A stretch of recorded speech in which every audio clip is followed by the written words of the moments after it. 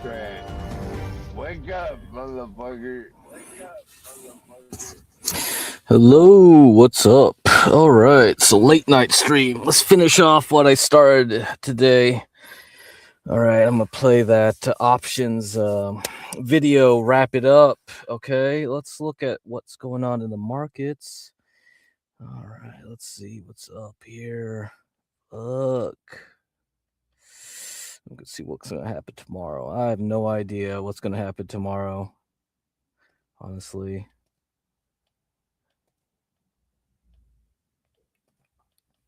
All right, let's see. Nope, not that.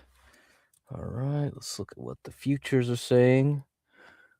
All righty, let's go wrap it up. All right. There was a bunch of news that came through into the close and about Iran. Oh, a lot of tweets, apparently. Apparently bad news, guys. The Saudis and Kuwaitis are allowing the US to use their air bases again. So operation, what the hell is the operation name? I have no idea what the operation name is. Who cares? Operation Iran Part 2, Part 3.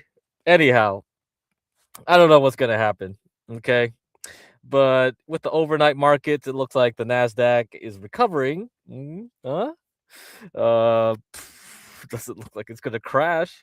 I don't know what's going to happen after the markets, though. All right, we're going to have to wait maybe 4 hours before the market opens. We're going to have a taco, and all of a sudden we're green again in the morning. So that's it.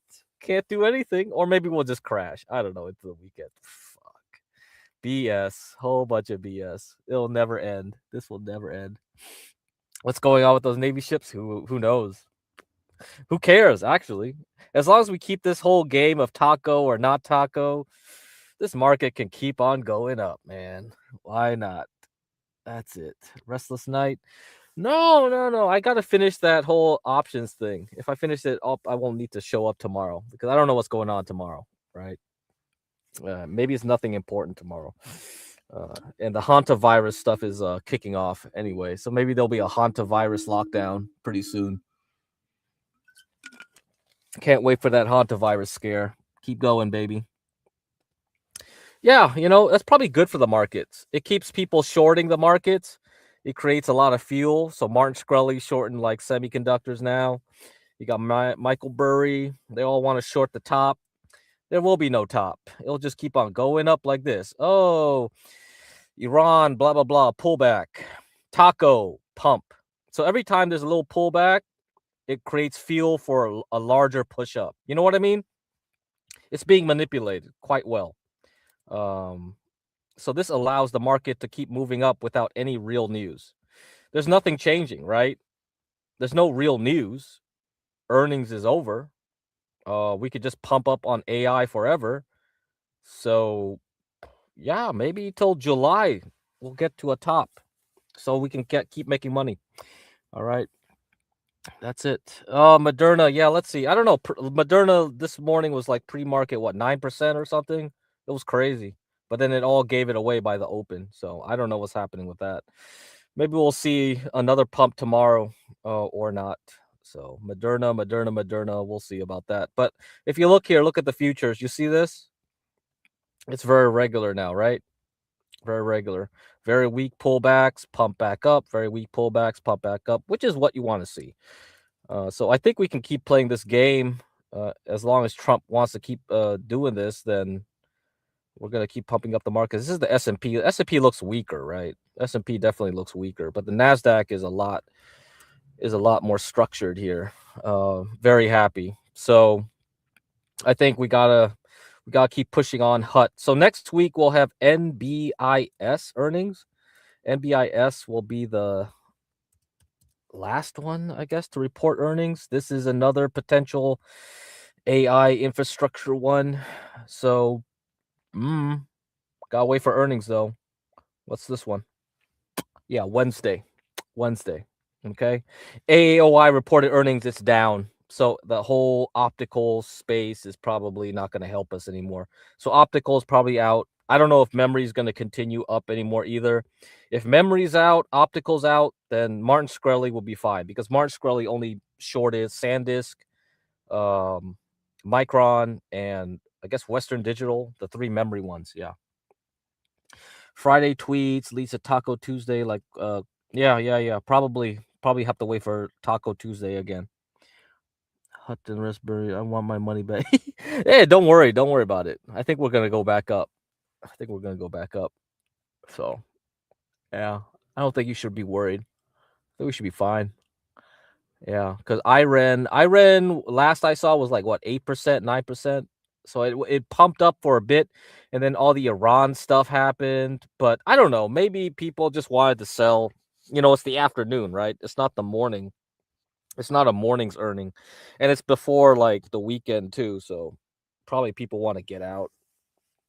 So that might not mean anything. Although some people on Twitter were like, "Oh yeah, this company's a scam. This company's a scam." I don't know if it's a scam. Who cares if it's a scam? Honestly, who cares? Come on, you guys are crazy. Okay, let's look at Bitcoin. Bitcoin's still goofing off here. Bitcoin's not doing anything.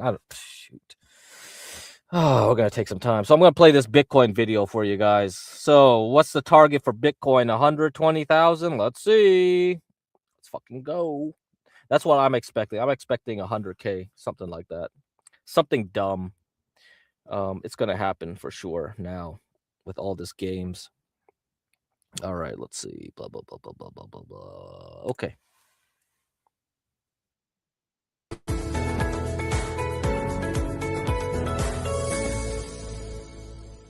This is what we had in Google in 2024, 2025. Look at how we're traveling to the upside. We come to the level, we're absorbing at the level, and then after that, supply is weaker. We see supply weakness in this area right here, where we have the reaction upsloping and supply is going down. So right into the all-time high. That creates the gap, the strength out of that, and continuation. So this is again weaker, and I put here a breakout to the all-time high by January 27. I was just calculating the timing of it, so it came up to January. It could be that it's going to take more time to the all-time high, but ultimately, Bruce, I think that we are still traveling around this area right here. Such a good analog. Wow. I really do have analog envy. And let me just say that, Ramon, we worked on a swing count here around 0.11, that whole structure. But how about the idea that Google was this whole structure all the way across was a big here around 0.11, that whole. All right, let me go back a bit. Okay, We do so have a. so okay, take a screenshot of this. They're trying to make an analog between Google and what Bitcoin is about to do. Okay, looking at the Bitcoin chart over here to the right compared to the Google chart to the left. Okay. Analog envy. And let me just say that, Ramon, we worked on a swing count down here around 0.11, that whole structure. But how about the idea that Google was this whole structure all the way across was a big count, a reaccumulation count? Yeah, and maybe that is what the way that Bitcoin needs to be looked at, is actually to build a point and figure count, maybe use 5-box method or bigger scaling to a countable structure to have a look to see whether or not this could be a reaccumulation count. So just the count on the right, the bottom one is a. Okay. Let me get back a little bit. Let's play. So take a screenshot of this. The thing to the right of you is point and figure. So they have a new target here. I don't know if you can see it. So if you got to go to 1080p, okay, you got to get to 1080p and then just zoom in. All right. To get all of this into a countable structure to have a look to see whether or not this could be a reaccumulation count. So just the count on the right, the bottom one is a 1-box method. So it's a little more granular on a little bit like looking at a daily bar chart versus a weekly. But yeah, and that's a beautiful redistribution right there. But then you can see in the yellow shaded area that I took the top, took us up to 11,937. 127, so call it 120,000, and that's the high count objective of the range, and using ATR scaling. And then what I did, Ramon, is on the top one, 3-box method, and I rounded that out to 2,000 scaling. Still based on the ATR, I just rounded down to the whole number. And interestingly, look what it does. It goes right to 120,000. So the two. All right. So 120,000 Bitcoin, right? Oh, yes. I don't know. I don't know if it can do it this summer. If it could do it this summer, great. Man, we got my hut. I got my, oh man, hut's gonna go to $1,000 a share. I don't care. No, it's not gonna go to 1,000, but yeah, you know what I mean. Let's see how crazy things get. All right, let's see how crazy things will get. Counts coincide with each other. Let's play this. Let's play this one. Okay. Lilly. Eli Lilly. Did it report earnings already or not? I don't even remember. I think it did. Let's see how that one's doing. Okay, Eli Lilly. All right, let me look at it. Okay. Still in this kind of like dancing on top of this range. Might be okay. I think this is one of the stronger healthcare names. Yeah, sure, but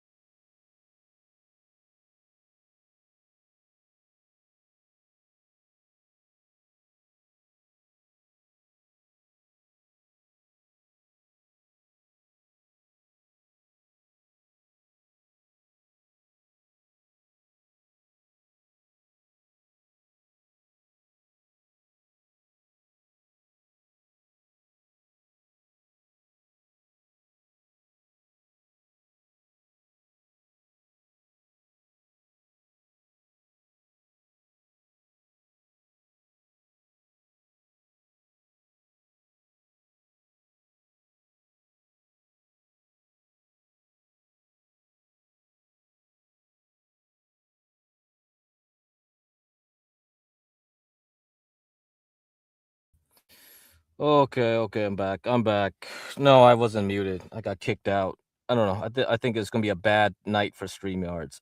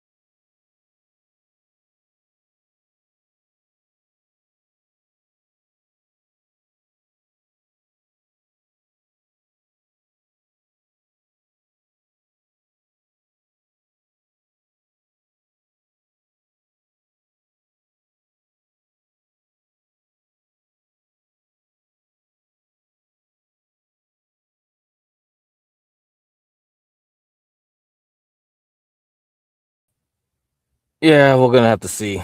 We're gonna have to see how long I last on this one. I think it's just 8:30 in my time. I don't know. All right. No, I don't pay for that shit.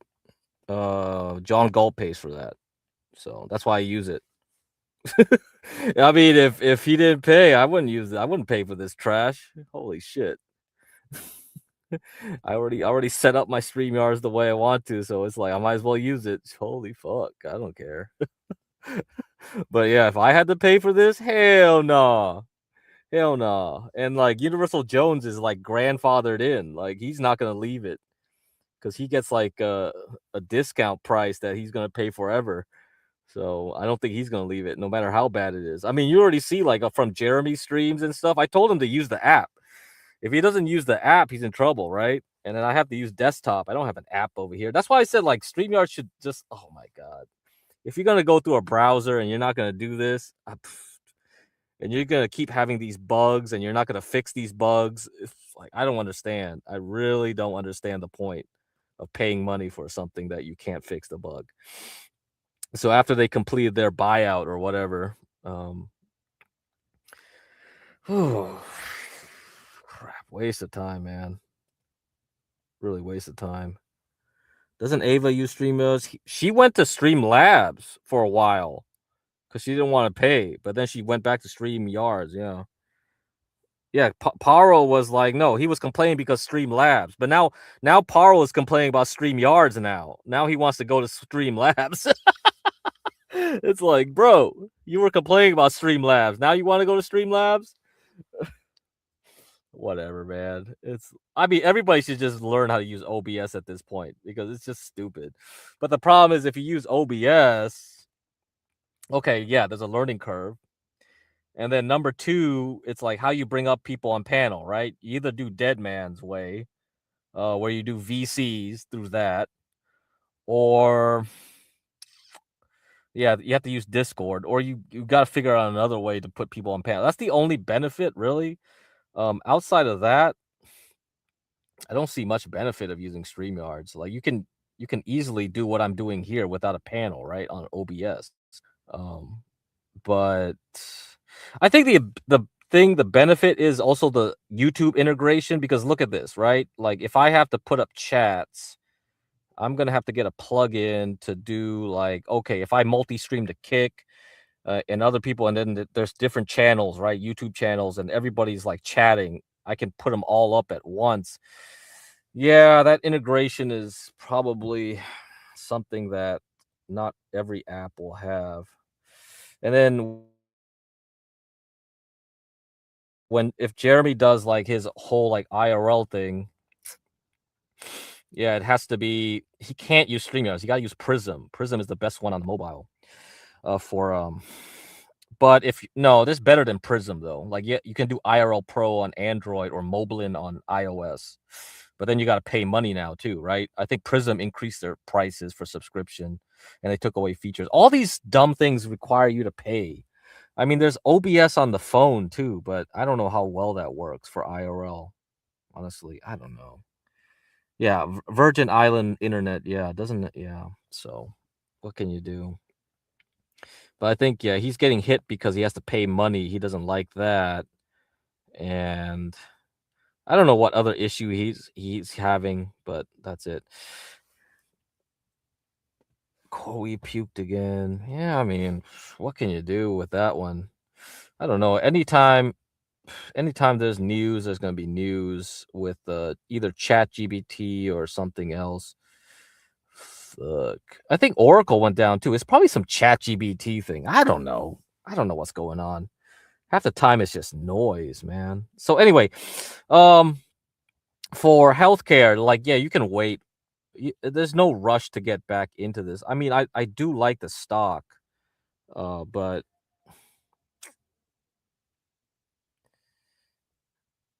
yeah, there's a better time to play this thing because there's no trend, right? It's not going to make a new trend anytime soon. Okay, like if you look at XLV, the total healthcare space, you see this? Yeah, we're not ready yet. If you look at just the biotechs, however, so the more risky, smaller names of healthcare, they're looking okay. They're still trying, but we're not we're not there yet. Oh man, let me put the 75-minute chart for you. Yeah, we're not there yet. Okay, we're not there yet. If this thing starts running up, then yeah, sure, Moderna will have an easier time going up. No problem. No problem with that. So don't worry about that stuff. Yeah. All right. Play another video for you. All right. You got your Bitcoin, right? Maybe 120. Now, let's see. High momentum. Okay.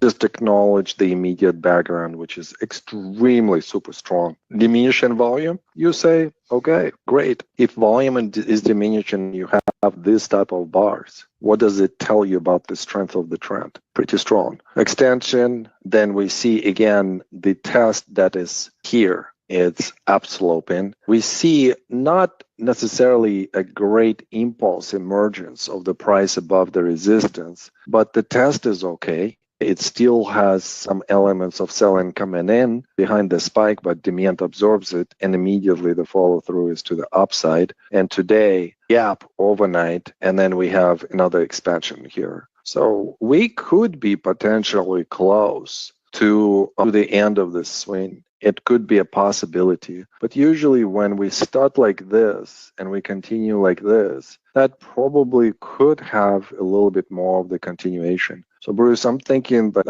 I still don't quite understand. I want to ask you this question. Why did you state that the rally is going to continue until the military actions or whatever the blockage, the conflict is still there? I just think that the really big traders like the uncertainty. I think the uncertainty also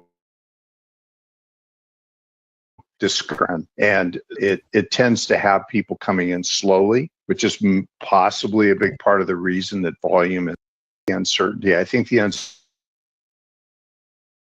uncertainty traders like the uncertainty. I think the uncertainty also discourages people from participating in the uptrend, and it tends to have people coming in slowly, which is possibly a big part of the reason that volume has been somewhat muted. Is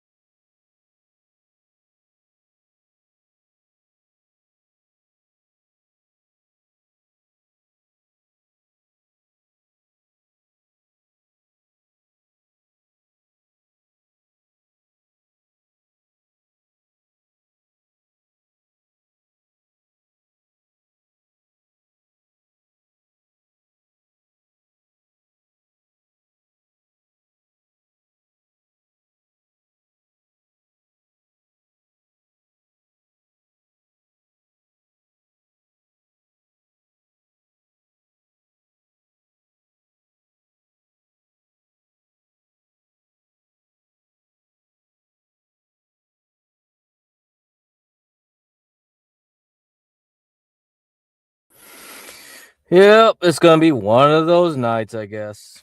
I don't know. Is everybody using StreamYards right now? Probably, huh? But I thought East Coast, it would be people would be going to sleep, or at least like it's Thursday night. Shouldn't they be going out partying or something? What the fuck, man? Shit, stupid. Anyhow, there you go. Okay, try it again. Since inception. Oh my gosh, since inception. Oh, okay. This is a different one. My bad. We're gonna have to play a different one.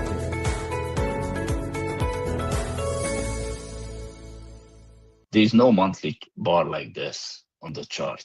since inception. Oh my gosh, since inception. Wow. It's like a breakout after we spend 5 months sideways, 6 months, and then this bar. Look what kind of move we had afterwards. If this holds, this could be pretty big. Yeah, the way how it overcomes this last down bar. We don't have it here. We don't have it here. We don't have it nowhere. This is a reversal like this, but not as strong, I would say. Yeah, well, So yeah, this could be major if it holds again, right? these are the type of charts that institutions look at. This type of time frame, like monthly. And Anatol, I'm so happy that you're showing this to us. Yeah, and even on the downside, right? I was looking on the downside as well. In this area, we had something in 2008, right? That crash, but you always have a follow through, and you have the move in the direction, right? So you have something here of the same magnitude. So yeah, I think it's pretty significant, this bar. Yeah, and even on So this is a monthly chart. So every candle is a month. like Okay. And the reversal we just had in April from the red bar in March, is pretty strong. I mean, it's undeniably strong. Unless somehow this month reverses it and we have a big red bar this month, I don't think so. Or is there going to be a big red bar coming along in August, July, August, or September? We'll have to see. But if we hold the majority, of this move, because we're still early in May. If May is like another big green bar, right? We got 2 green bars back to back. Huge. All right. This thing could be a big bubble right now. And then we drop, but we don't overcome anything. Then, dude. Yeah, we are going to have a bubble then. We pretty much are. This it's pretty rare, right? To have such a strong bar after a green bar after a drop like we saw. It's like a V bottom type of move. Then I would say yeah, get ready, man. Get ready. I think we have to assume that 1999 is coming back next year, and that'll be it. That'll be your last chance to make money.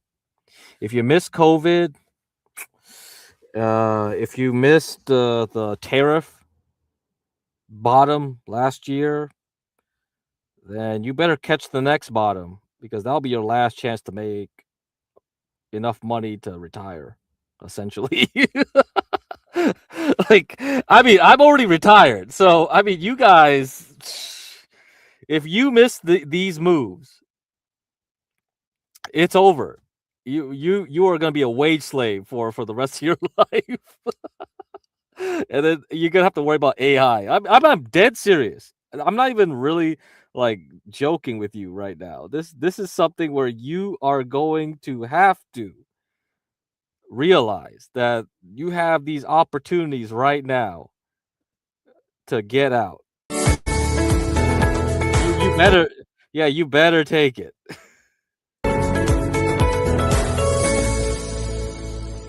Just acknowledge the immediate background, which is extremely super strong. Diminishing volume, you say, okay, great. If volume is diminishing and you have this type of bars, what does it tell you about the strength of the trend? Pretty strong. Extension, then we see again the test that is here. It's upsloping. We see not necessarily a great impulse emergence of the price above the resistance, but the test is okay. It still has some elements of selling coming in behind the spike, but demand absorbs it, and immediately the follow through is to the upside. And today, gap overnight, and then we have another expansion here. So we could be potentially close to the end of this swing. It could be a possibility. But usually when we start like this and we continue like this, that probably could have a little bit more of the continuation. So, Bruce, I'm thinking, but I still don't quite understand. I want to ask you this question. Why did you state that the rally is going to continue until the military actions or whatever the blockage, the conflict is still there? I just think that the really big traders like the uncertainty. I think the uncertainty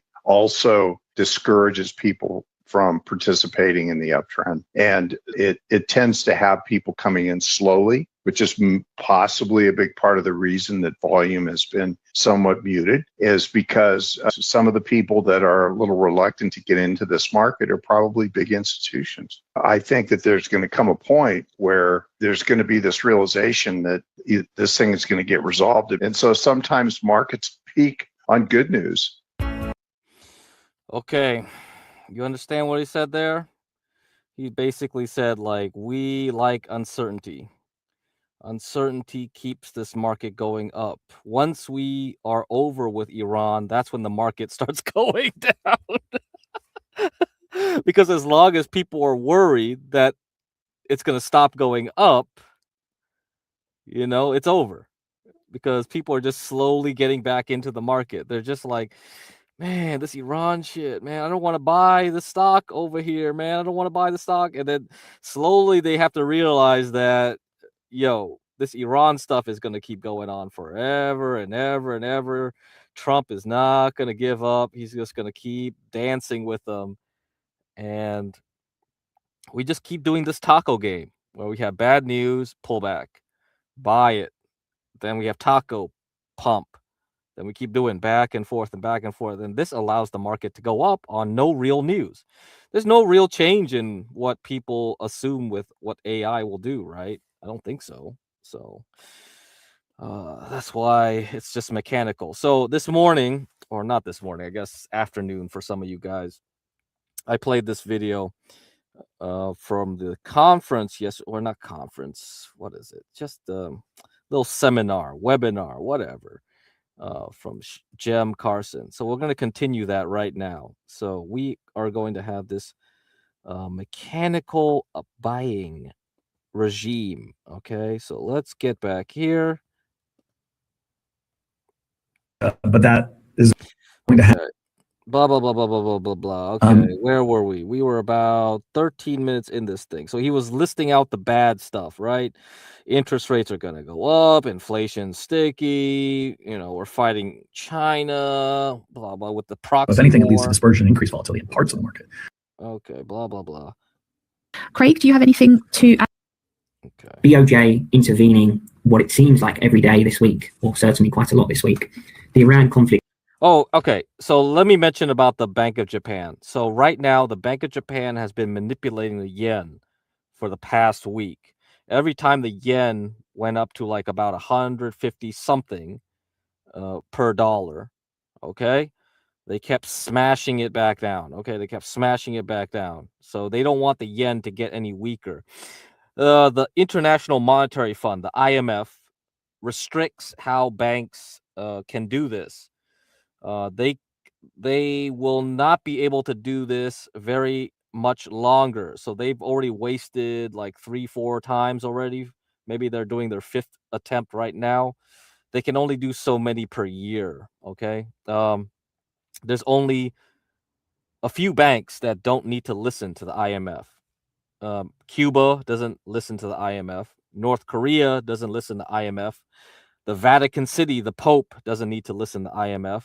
A few of the micronations in Europe don't need to listen to the IMF. Okay, Andorra, Liechtenstein, whatever, Luxembourg, I guess. But apart from that, the whole world needs to listen to IMF. The IMF was created in Bretton Woods, which is funny because like Ben Thorpe was talking about, let's go hang out in Bretton Woods. So they want to go to New Hampshire, go up in the mountains with Jeremy, go to the Bretton Woods Hotel, where they basically created the New World Order.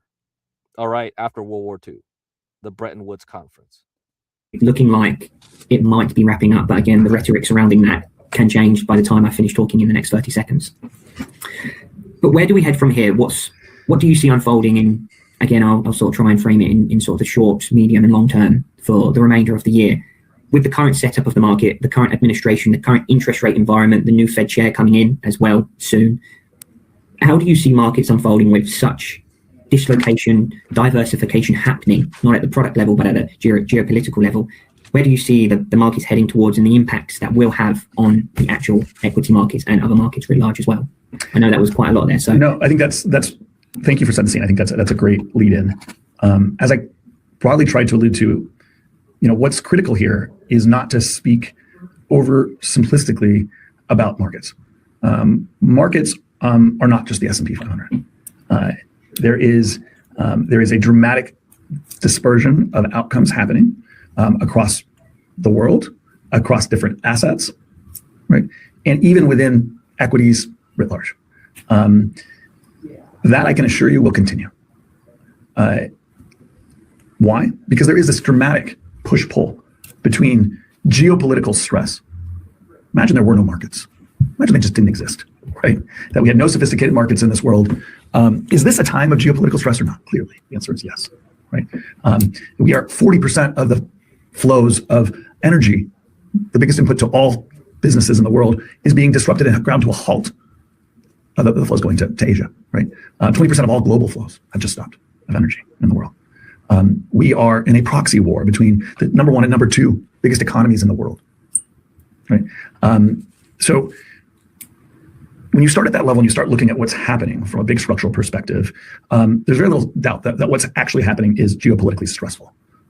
And by the way, the actions, let's walk through the actual geopolitical actions of the administration. Again, don't look at markets for a second, but what has the US administration done in the last 6 weeks? I'm gonna list just 7 or 8 things.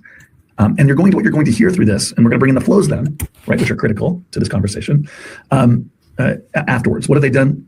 They have convened a special group on private credit to discuss the tail risks involved in the leverage on the tail of private credit. They have convened a special group on cybersecurity and the risks of AI, and they brought in JP Morgan, all the major banks in an emergency meeting. They passed the Jones Act, an emergency energy meeting with all the major energy companies in tow to help figure out how they're going to be able to increase energy output. These are all emergency meetings. These are not like standard meetings that we're having, right? We have passed an infrastructure bill to speed electrical and internal infrastructure in the United States and deem it critical. We have increased the defense budget from $1 trillion to $1.5 trillion. We're in the process of doing that. We have issued swap lines to the Middle East, right, en masse, to make sure that liquidity is still flowing, amidst this time. We have asked GM and Ford in an emergency to come in and to start re-gearing their production lines for defense equipment. These are all happened in the last 6 weeks. Meanwhile, right, we have had a very I think well understood, orchestrated, hey, this starting March 29th, this war will be over in 2 weeks, not for 6 weeks. Okay. And hey, we have a deal. We now have we have a deal today, as you mentioned. Each time, quickly refuted. This one has also been refuted by the Iranians and the opposition, and quickly found to be not really anything, And so, again, as I highlighted before, you have to look at the structured product and the positioning. And by the way, positioning also includes CTAs and vol targeting funds and hedge funds and broad gamma positioning, right? As well as all the structured product issuing and everything else we talked about. Right? And in the face of that, you have to know who the players are. And the administration has also, in my opinion, this is not a tinfoil hat thing. I'm not a conspiracy theorist. Has been actively put me in this position. I would do the same. Actively been trying to create liquidity by holding the market out there. Right? They can't control the whole market, but if they know what these positions are, they know that a little thumb on the scale helps to squeeze things. That's good. That's good for the economy. 50% of all consumption comes from the top 10% of the market. Market goes up 15%. I said $300 trillion about equity or equity-like. That's a $45 trillion increase in collateral we've had in 6 weeks. So all of these things, the way I see them, when you look at reality, are really battening down the hatches, is preparing, right? And so the geopolitical, in my view, is an ongoing issue, and the administration knows that they're acting proactively. But then how can there be such dissonance? How can there be such a departure between markets now, which people see as the kind of result of what's happening? They should be the display. There's this idea that markets that represent a forward-thinking, efficient view of what's actually the reality. And this is why narratives follow the market. But the truth of the matter is they are reflexively a momentum tool also within the market. And the second you begin to realize that markets going up is structurally tied to flows that don't represent reality, as well as players at the table who would prefer that outcome, you begin to understand that these things can depart dramatically for quite some time. I started in the market in 1997, 98, and I can tell you that tech bubble was not a representation of reality, right? 45 PE, for the Nasdaq was not a reality, right? So I told you guys, okay, when I was studying the stock market, early 90s and into the late 90s, all right, I didn't play the markets, but I was studying at that time, middle school to high school. I was watching it. From that point on, I learned that fundamentals didn't matter. Okay? Explain to me why there was a tech bubble. Why were companies rated at 8,000 times price to earnings? Made no sense. But it didn't matter. People bought it anyway, just because it had .com in the company's name. Okay? So we're about to enter some time here, and he's going to explain like the mechanisms, right? He already alluded to that the government is helping this. Scott Bessent, the Treasury Secretary, used to work for a hedge fund. He understands how this market works. So he understands the game. When do you time the news? When do you say you taco and when you not taco? When you push the market down and you pump it back up. You push the market down and you pump it back up. And there is a rhyme to it. All right. He knows when is the right moment to do this, to juice the market higher and higher and higher and higher. So this is not by accident. As we know, the Nasdaq eventually declined, almost 90%, right? And 95% of the tech internet businesses went bankrupt. But in the meantime, right before that bubble burst, guess what? Everybody's making lots of money. Valuations were going through the roof, and that's the reflexive nature of markets. Markets become reality because they drive reality and liquidity to some extent. And so that short-term positioning is, in my opinion, very much a squeeze in positioning. CTAs were caught very offsides. Trend following has become a much bigger part of markets because it was having success. And people see it as a hedge to broader markets. You had risk parity and vol targeting, right? And of course, now back to structured products. You know what? IREN is renting GPUs from NVIDIA. So that was part of the news today. Like,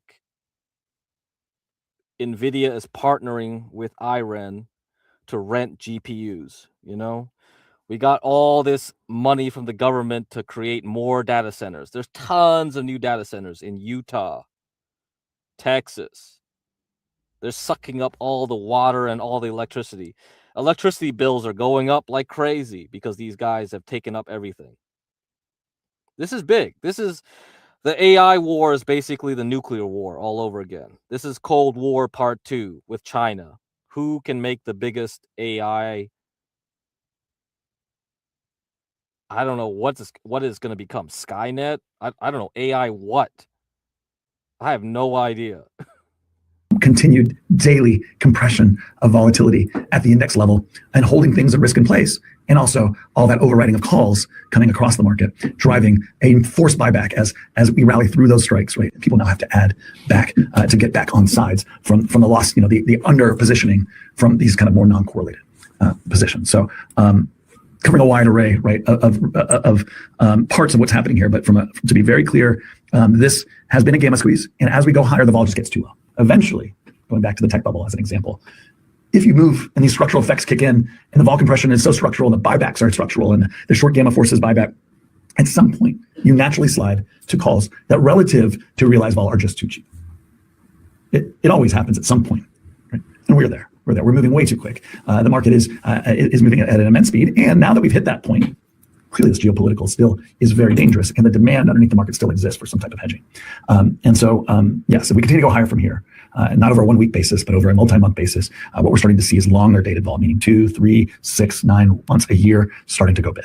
And what you should expect is any rally from here should see more and more of that because a replacement of stock without the money calls ultimately is a much dramatically better risk-adjusted return. And at some point here, the demand for that, that comes light. The more that happens, by the way, it can counteract some of the structural vol selling coming from some of the structured products at some point. And by the way, at some point, because the structured product issuance, there was so much of it, the market goes high enough. At some point, people will say, okay, wait a second, the vol's maybe too low, and also, you can get maybe a slight pullback in some of that issuance in the short term as well. So that combined reality over some short period generally will lead to higher vol, which then can unpin everything as well. So this is a dynamic we see. We actually saw market vol up for over a year. It unpinned the market. We had multiple 25% pullbacks in the last 2 years of the tech bubble, and a lot of that was driven by this unpinning of vol that happens. Buckle up. Again, more discontinuous, as I mentioned, vol compression followed by sudden big moves that can then lead to unpinning on the upside. Just on that, I've got a few things that I was just jotting down as you were talking there. Just looking at the S&P daily chart, usually it's the stairs up and then the elevator down. If you're looking at sort of the last 60 days, it's been a stair step down, wasn't it, during sort of the start of the year, and then it was the. Look at what he's saying. It's a stair step down, and what is he going to say? Elevator up? That elevator went up. It wasn't even a sort of V rebound. It was just a literal straight line rebounding that. And then just coming to your points there, you mentioned that unpinning and that higher vol environment. Is there anything on your horizon? You don't have to sort of pinpoint it to one time frame or one area. Is there anything that makes you think that could create this significant higher volatility environment? Is it sort of the private credit? As I know you've spoken quite a lot about that recently as well. Is there a geopolitical arena or an event? China, Taiwan, I know again, it's sort of what you're referring to there, Iran and US, a proxy type setup that we're seeing at the moment. But I'm not sort of trying to pin you down to one thing, but just what's on the horizon that makes you think, okay, this could be a timing here or an event where I could see some serious risk that we could unbuckle here. Yeah, first let's address the stair steps down, escalator, or whatever, elevator up, right? Like kind of the reverse of what we often see. And by the way, we've seen more of this, and we saw this in 22, right? 22 was very much a stair step down year with massive counter trend elevators up, right? Why does that tend to happen in this environment? Let's just broadly talk about it, because that is very flows focused. Generally, there's skew in the S&P 500, skew in equity indices. And generally speaking, dealers become increasingly, particularly into a downtrending market, right, where they become short, they can sell puts, sell stock, right? And as long as the market goes sideways or even better down and not an extreme decline, they make dramatic amounts of money. Long call, short put, short stock, which is the structural general positioning of dealers in the equity market at the index level, is the biggest carry trade in the world. You can sell a 35 vol in out of the money put and buy a 12 vol and out of the money call in the S&P 3 times higher, right? 2.5 to 3 times higher. And you can hedge it with stock. And that carry trade, as long as the market doesn't collapse. And by the way, even if it's moving down, you can manage it, move it back out of the money, continue to move your strikes, which is what dealers are doing, right? As long as you can do that, this is an incredible long-term trade, right? The realized volatility is not even close to the actual implied volatility on the downside historically. And on the upside, it's very close. So that is a structural, similar to carry trades like yen dollar or other, yen lira, whatever you want to, that work forever. These are structural trades that are driven by some structural realities and supply and demand that are real edge. Problem is, if there's such big trades and there's so obvious real edge and exist for a structural reason, people are all positioned the same way. If everybody's positioned the same way, inevitably those trades have tails. When things break, they break big. And so the risk to those trades is always the tail, right? But if those things are well contained, structural bigger problems like we've seen, and dealers are short those puts, short stock, what happens? This is the Von and Charm flow stuff I talk at length about that has been broadly thought about. Every day that goes by, those deltas have to be bought back to manage the risk relative to that carry trade. And at certain expirations, those trades have to get rolled and reset, and that volume kind of drives these regular pushback and compression of vol on its own. Okay, so reflexively, this carry trade, as long as we don't have a massive break. All right, so basically, we've designed a system where they manage the downside. If you look at 2022, that was the example he gave. Look at how 2022 played out after the big bubble of COVID into 2021. It went down, but it wasn't like a straight line down, right? It's not 2007, 2008. It was like down, up, down, but overall, it was trending down until the end of the year. Then we bounced and we went back up, right? So they're managing how we move down right now. Every time we bubble up too much, they crash the market on purpose, okay? And then we release some air out of the bubble, and then we pump it up again. So it's done on purpose. It's big if. Right, structurally compress vol and support the market through buyback of stock every day, every minute, throughout the day. So there is this positioning, this carry trade structurally reflexively compresses vol and supports market, and even more on the downside. Because if you think about it, if we go down, they're making even more money, right? And so they want to lock that in, and they want to buy back those deltas, and they have even more deltas to buy back in theory, right? As they move towards their short put position. And so this dynamic is critical and has changed in a market down, vol down type environment, has changed the realities. When we get these positions, though, what happens? Well, if something comes through, that vol is so compressed and the market can't decline a major way, markets come down enough in that vol compressed way, eventually CTAs and other things get short enough that an upside move can now start to really push things quickly. And at first that leads to massive vol compression because everybody's moving to that call that they have, and generally leads to selling and selling and selling vol. At some point, like we talked about, that vol gets too low, and the structural other flows, everything else that's driving things, by the way, those calls at some point become puts themselves, right, and get digested through the buying of hedges. And eventually, it takes a while. You get to a nadir in vol, and a reality of others coming in and saying, well, okay, now we can, not only has the move been so big, driven by this vol compression on the buyback and everything that started in the first place, relative to the implied we've gotten to, but now that we've moved so far and implied vol is now starting to rise, we can now unravel things and go the other way. So this is kind of the general cycle we've seen, which drives, again, stair steps down, escalator up, right? But also that structurally is leading to more broad volatility compression and very hard for markets to break down. As we know, and we've seen in China, though, and other places with auto-callables and other trades, at some point, if you do break, these positions can exacerbate the tail. And this is, again, that discontinuous kind of piece we've been talking about. So structurally very, very supportive, very, very pinning of markets. Distributionally, what it does is it creates what I call a leptokurtic market, something that is much more tight in distribution, but when something breaks, the tails are very fat. Okay. Well, someone pull out their statistics book, so I guess it's not a bell curve anymore. It just looks like kind of like a big penis.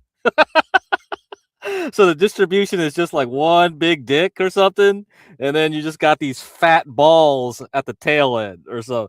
And so if we ever get to the point where the system breaks, then it'll break hard. So one day this will stop working. And if you still have stock, you are going to be in for a painful ride. So the next big crash, okay, it will make 2007 and 2008 look like nothing. So we could keep riding these bubbles up, but one day it'll stop working and the music will stop. And that is much harder for your average two-dimensional trader to manage. It makes people generally much more aggressive because the odds. So look what he said there. This will be terrible for the two-dimensional trader. I'm a two-dimensional trader. I just look at price. Price goes up and down, right? 2 dimensions. I don't care about time, really. I don't care about volatility. I don't care about all this crap about gamma, delta, none of that. That's when you play options, it's multidimensional. I don't want to hear any of that stuff. So I'm going to be in for a bad ride if I don't understand what he's saying. So this is what I'm trying to get to you guys. You can play options, but I don't think you understand what you're doing with options. You are a small trader. They are people there out here making big options trades over time right now, right? They're setting up everything. They have to deal with all this stuff and manage the markets with huge flows of money. So they're thinking in a different world than you. You are just trying to pick up pennies when the steamroller is coming down the damn street, right? And you're just like picking up the pennies before the asphalt is coming through and then the guy's rolling over your fingers. That's what you're doing. This whole world is going crazy with this. And it's like one day this won't work anymore. You can't pick up the pennies anymore fast enough.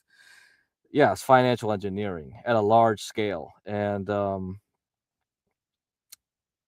yeah, I don't know, man. So if you look at a chart, you won't see any of this, right? You're just looking at a chart. You're just going like, whatever. But one day, it won't work anymore. And this is why the game is so interesting, because there's so much nuance to the game. Technology keeps changing. The rules keep changing.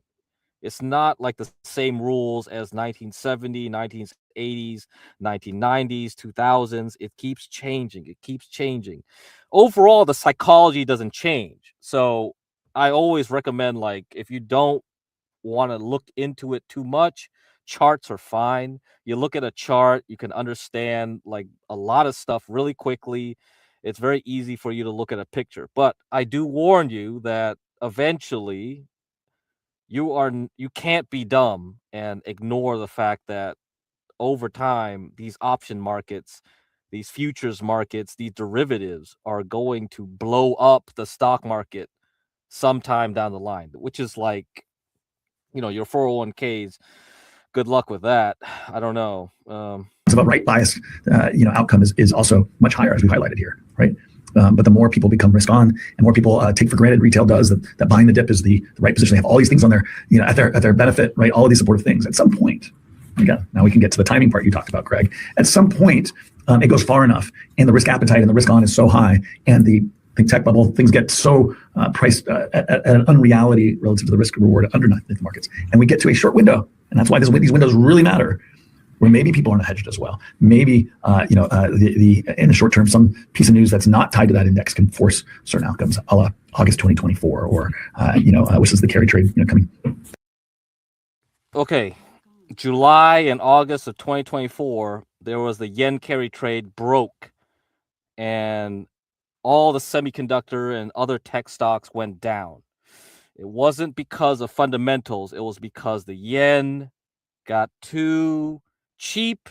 The Bank of Japan intervened and they pushed the yen back down, okay, compared to the dollar. So the dollar went up, and then it just broke everyone because they were using the cheap yen to get higher yields in other currencies, okay? So they were using cheap loans from Japan to get yen, use the yen to buy convert it to another currency, like maybe the Mexican peso or the Brazilian real or the US dollar, get higher yield bonds, use that to fund buying stocks. So when that broke, they were forced to sell Nvidia, sell AMD, sell whatever, and then have to go back to the yen. Right now, that's not happening because they've been using that probably because Samantha Leduc, she thinks that what they're doing is they're going into gold and silver.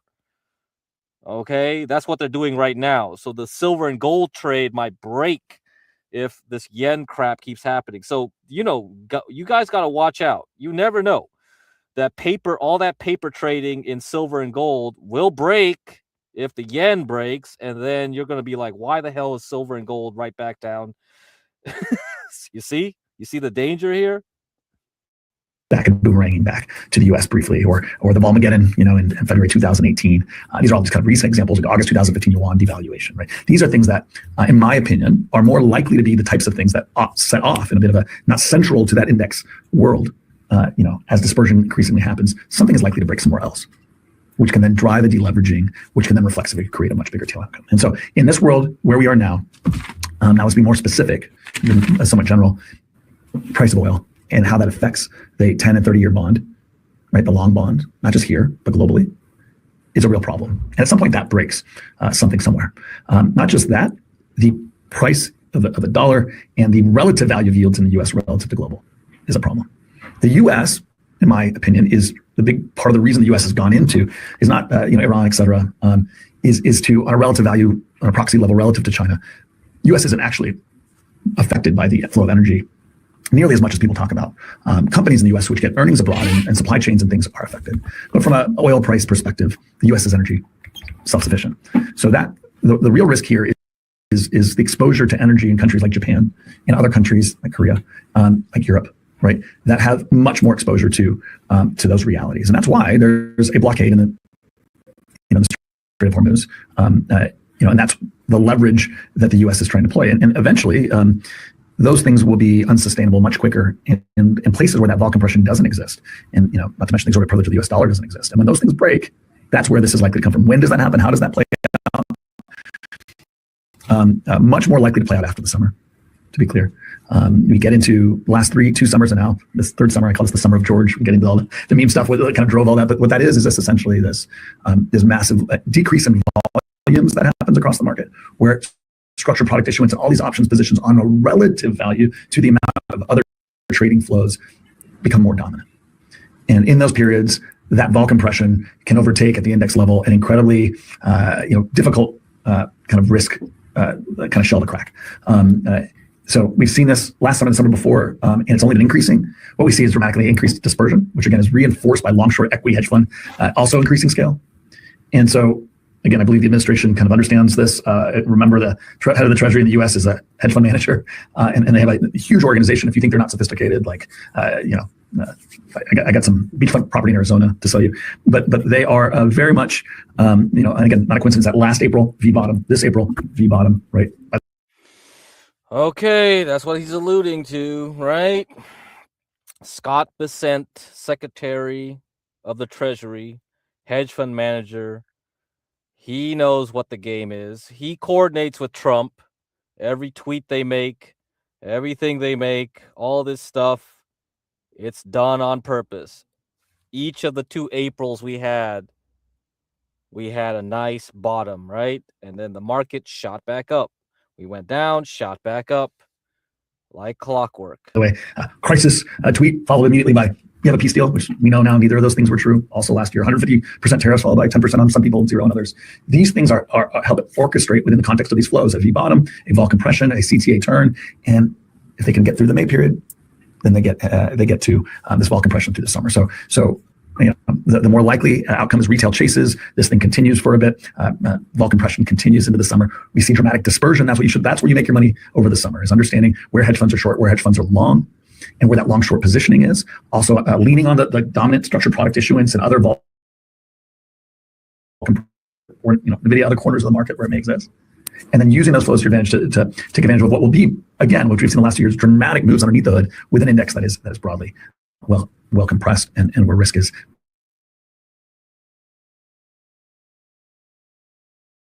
muted. But in other corners of the market, which in my opinion will probably break in something like August or September.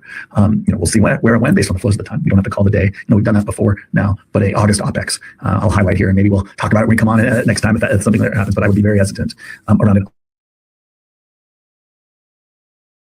August OPEX. All right, guys. Thanks. Okay, I think we're done there. So September, August, he says, right? So yesterday, or 2 days ago, we played the Bond King, Jeffrey Gunlock. He was like, July, something's gonna break, maybe June, July, right? That's what he said. You got Jem Carson saying like, well, probably August, September, something will break. Okay, all right. We have a new Fed chair. He's probably not going to cut interest rates, all right? He's going to have a hard time convincing people to cut interest rates. Remember, Jerome Powell didn't quit, really. He's still going to be the governor of the Federal Reserve, okay? He still has 1 vote. He's not the chair, but he still has 1 vote, and he can blah, blah, blah, and influence people that are voting in the Federal Reserve, all right? So it's probably going to have he's probably going to have a difficult time cutting interest rates until something breaks. If something breaks September, all right, July, August, September, I don't know, maybe we'll go into September, then the Fed might be forced to cut interest rates, right? Or increase their QE. Of course, like people will say like, oh, we don't have QE. It's not happening. But if it does, then that will be it. That will be the time you got to jump in and you got to make your money. That'll be it. Or maybe there's a hantavirus and we'll have a lockdown. I don't know. And you probably should get loans. I think if you are broke and you have no money, you should if the Federal Reserve does reduce interest rates immediately, very quickly because of a crisis, you better go out there, get a loan, use that loan and buy a bunch of stocks, crypto, gold, silver, whatever, oil, wheat, soybeans, whatever it takes. This is your last chance, guys. That's it. I don't know. You've been given so many chances since COVID. This government has given so many exit points to get rich and retire. If you miss this last chance, you're done. You're cooked. You're going to be a wage slave forever. Or you're going to have to wait for UBI. You're going to have to wait for Elon Musk to give you UBI or something at this point. So that's my warning to you. So This is the only reason I've been doing these shows, because I knew this day would come. This day would come where humans would be screwed, essentially. If you didn't get out at this point in time, you would have a rough future. So yeah, that's it, guys.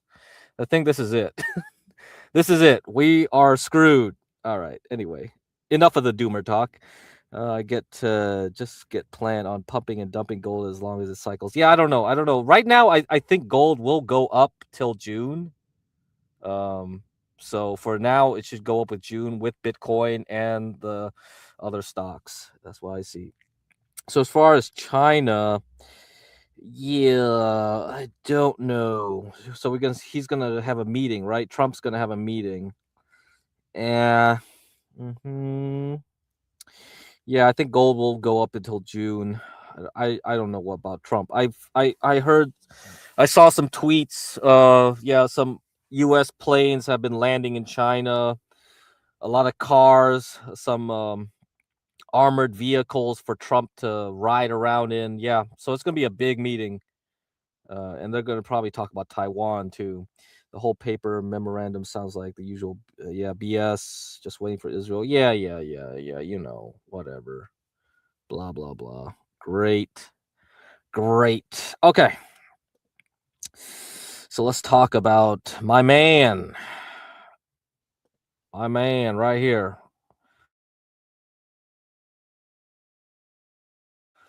Barack Ravid. All right. So go talk about this guy for a while. All right, let's play the spy music. Okay. Global affairs correspondent for Axios, CNN analyst, Washington correspondent for Israel's Channel 12. So this guy is the villain of the year, I guess. Author of Trump's piece. What the hell? So follow him on Twitter. So yeah. So first off, let's talk about this. What's your future, guys? This is your future. AI could end scarcity, end humanity, or boost trend growth by 0.2 percentage. What? That's it? Okay, I don't know. What the heck? 0.2 percentage points. All right, fine. So if we got tech singularity,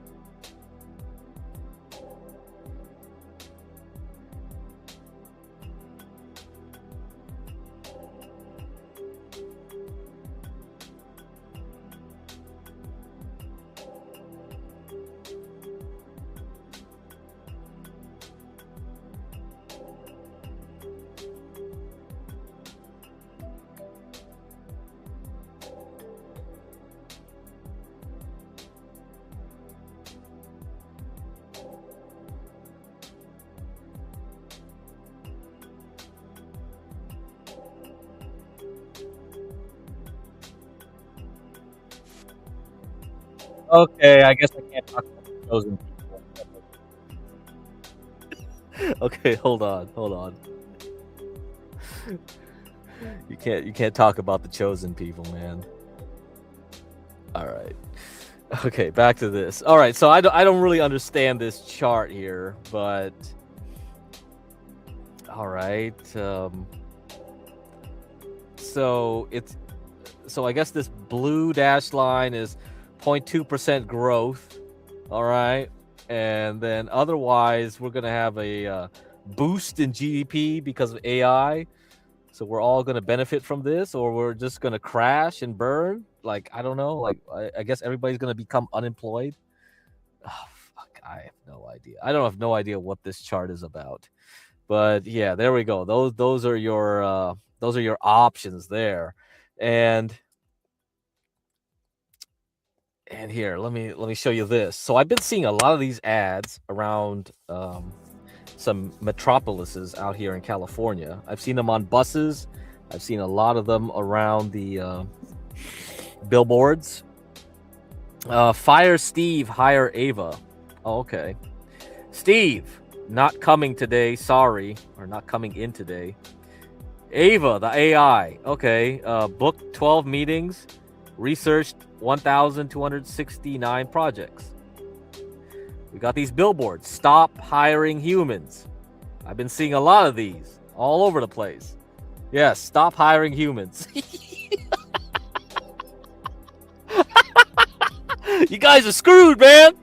That's it. Either you get UBI or you get a freaking. You better learn the stock market and get your money and get out of the casino, because there's it. If you're a wage slave, you are screwed. Really screwed. That's it. 45% of today's work can be automated, leaving more time for what really matters. Augmented human labor is an inclusive opportunity, not a threat. Is this for real, bro? Your next hire isn't human. All right, so this is Ava, I guess. Okay. Well, hi, Ava. I guess you're gonna replace me.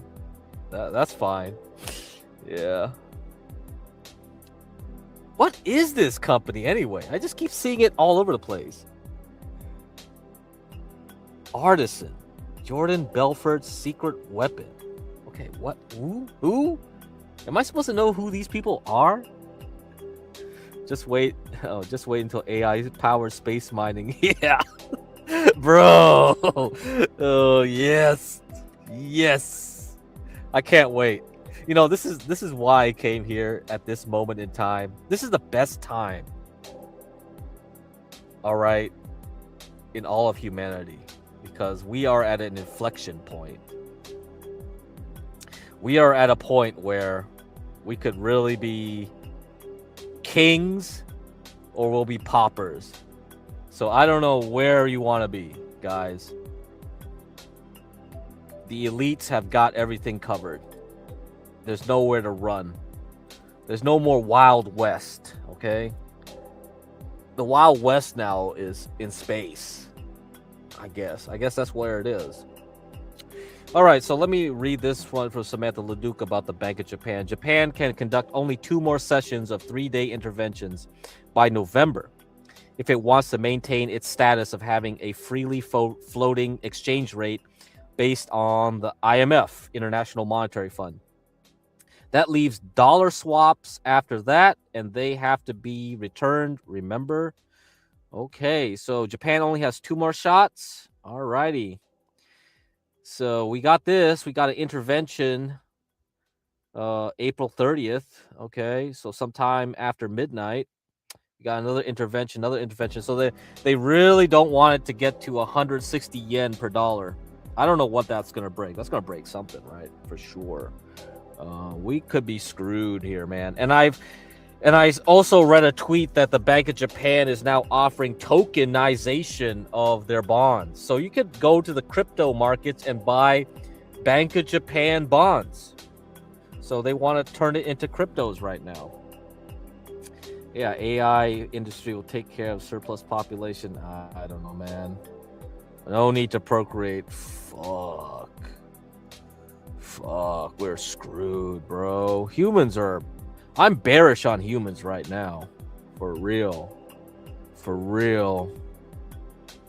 So you remember 2024? We were talking about that August here. This is what happened. This is what crashed the tech stock market. So all that Nvidia got sold off because they had to get back into the yen. So are they doing it again? If they're doing it again, then gold and silver will crash, I guess. I don't know. This time around. So we got 2 more windows right there. Good luck, Japan. Good luck. All right.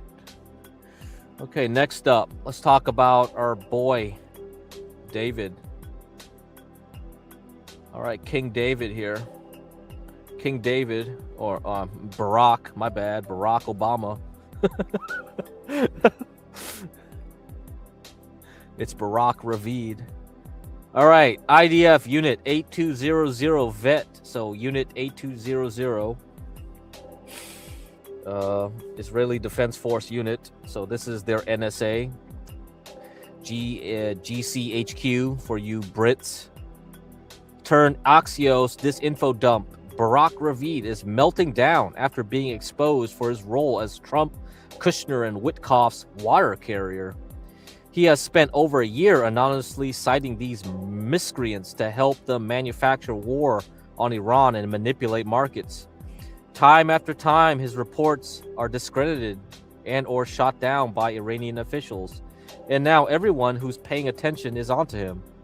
In exchange with Obama's ambassador to Israel this February, Ravid exposed how deeply invested he is in the Trump-Kushner-Witkoff corruption game, issuing a full-throated defense of their main channel for conflict profiteering, the ironically named Board of Peace.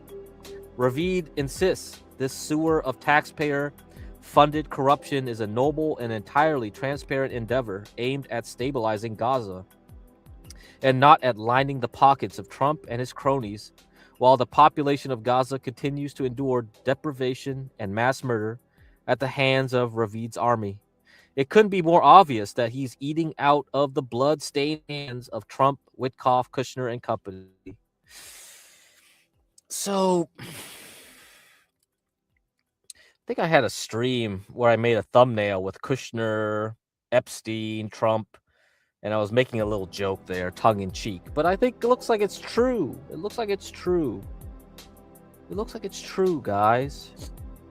Hard to take the Board of Peace seriously. Barely any Palestinian input. No women speakers. Grand construction plan. What is this shit? Dan, I disagree. 1. This is the most significant effort by a U.S. president to tackle the issue of Gaza. A key impediment to any Israeli-Palestinian peace deal. All right, blah, blah, blah. What else? The president of the World Bank was at the event. He's overseeing the money, so not sure a slush fund is an accurate description. Okay, whatever. All right, this thing here. This is funny. So he responded with this thing last night. Breaking. Complete and utter bullshit by the Hormuz liar. Oh man, I love that account too. That Twitter account.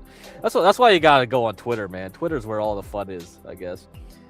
Several whistleblowers say that Axios coordinated news with Market Insider, leaking CME order information via phone calls up to 30 minutes before market open and close prints. Crude oil short positions were also taken just before today's Axios report on a U.S.-Iran deal and 14-point deal plan, gaining substantially as oil dropped sharply on the news. Iranian political analyst Mohammad Marandi also says Trump, Witkoff, Kushner, and their close associates profited heavily in the past hours from fake news provided to Axios. This was yesterday. So, there you go, guys. There you go, guys. This is a game we're playing here. This is a big game we're playing. Oh, boy. I guess we're not gonna get out of it anytime soon. All right. 1 hour, 20 minutes. I don't know what else to talk about. I don't think the markets are doing anything, are they? Are they doing anything crazy? How are they doing? Iran is up like 9% still. Okay. I don't think the markets are crashing yet. Nothing yet. So we're going to get a pump tomorrow morning or what? I don't know. So we'll see you tomorrow morning. Okay. Guess we'll see you tomorrow morning. I don't think there's anything else on the news.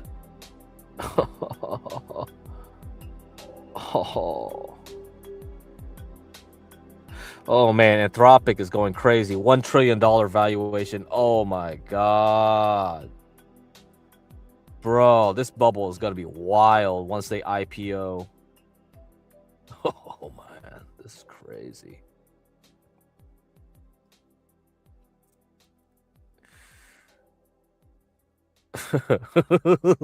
Data centers by 2035, U.S. data centers alone will consume $6.5 billion. I mean, 6.5 billion cubic feet of gas per day. Natural gas, yeah, baby, natural gas. That's where we gotta be in. Oof. Okay, let me talk about some lithium, okay, and uranium today. We're not in a rush to get into those things, okay, because they'll just go up until June and then they'll just go back down. So yeah, there's no rush. There's really no rush. All right, there really is no rush. So let's look at some of these stocks. So over the month, we have one new entry into the nuclear stock arena. 66 million shares. So this is a small cap. I guess it IPO'd sometime last year. AMFN. I don't know. This is a penny stock, right? This is some trash at 8 cents. It's up like 77% right now.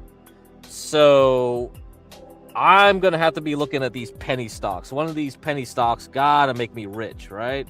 Maybe it's this one. I don't know. Anyhow, we got Oklo up 54%, so it's recovered. So after this big drop from October last year, it's starting to move back up. But overall, I think, you know, there's no rush to get into any of these. These things, a lot of them have been beaten down. They're kind of like trying to get back up.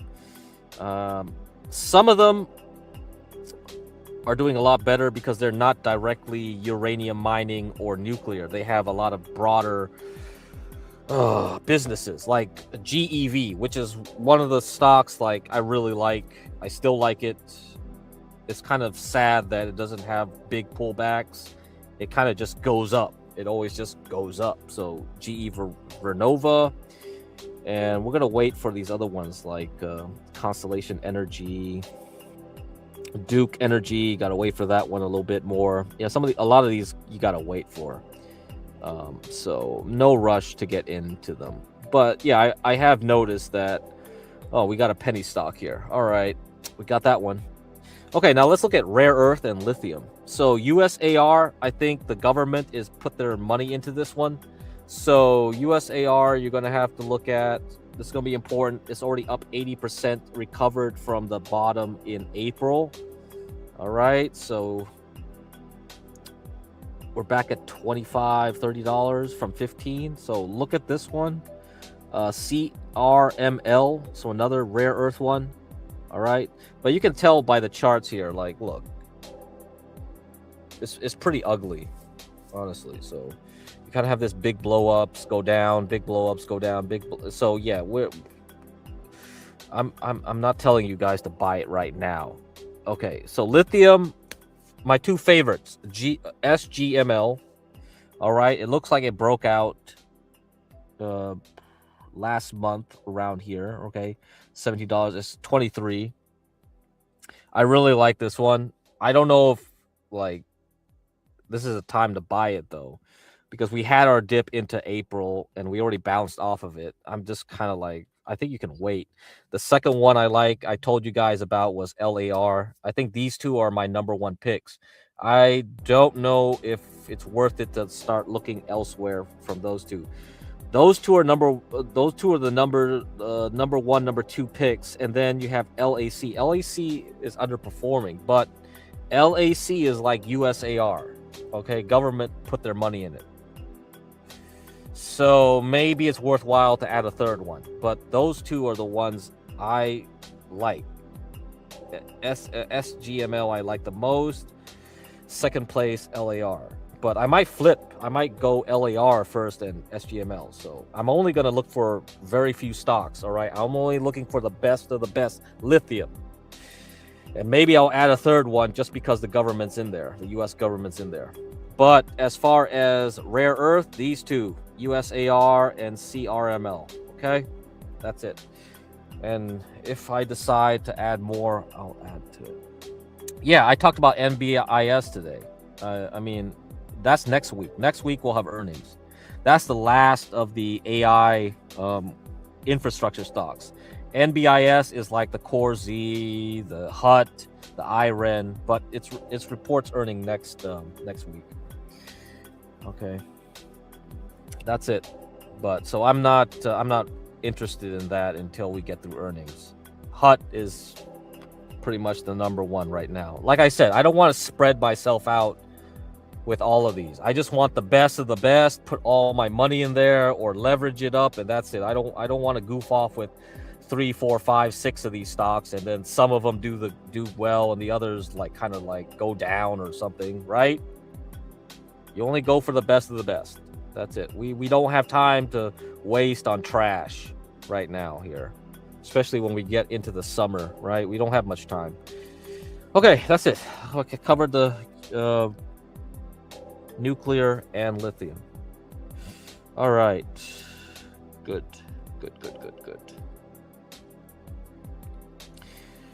All right, since I have some time left, maybe I'll cover some Boyd stuff here. Let's cover some Boyd stuff, guys. Since Deadman didn't stream, so I might as well cover some of this. So, it looks like Dalmatian Dog is alive.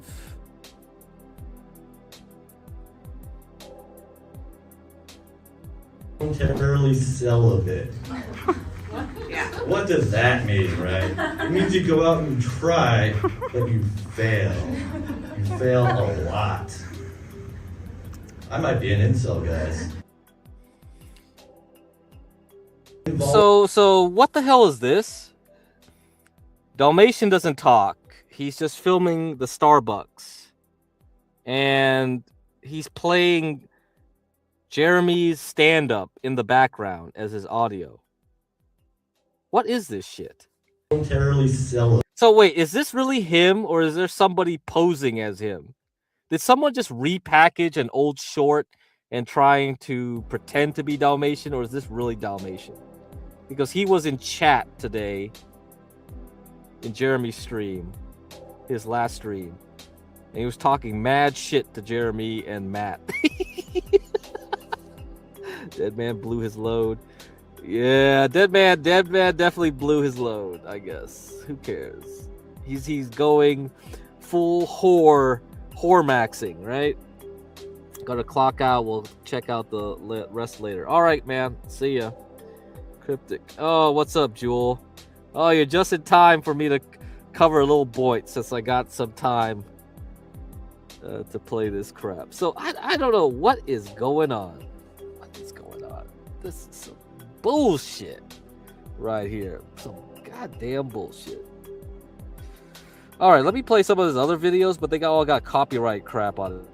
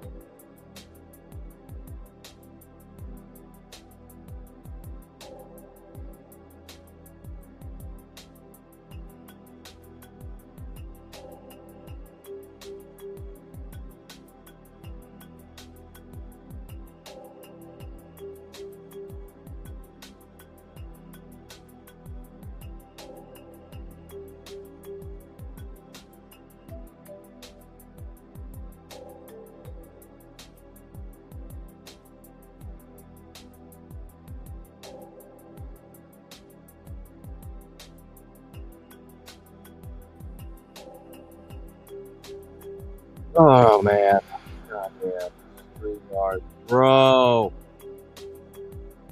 stop it! All right, here, let me try that again.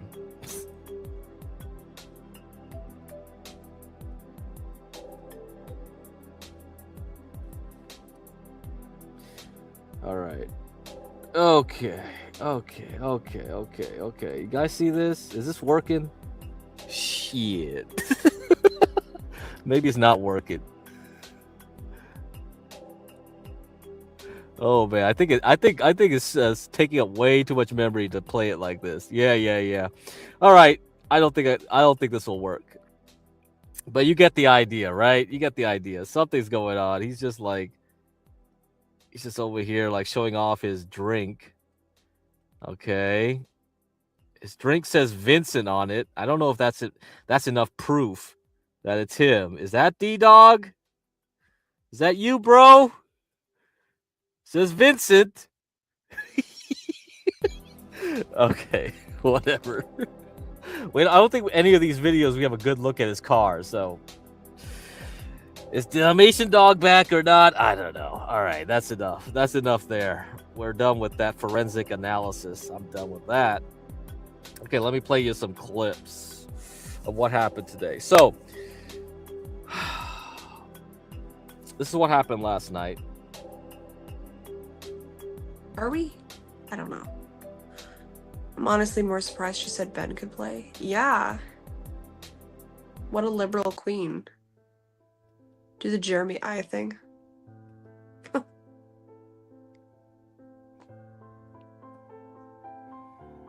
Yeah.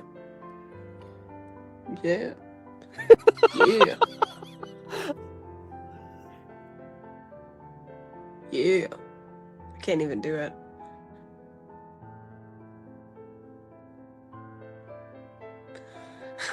It's like this like wry smile that he thinks is charming, like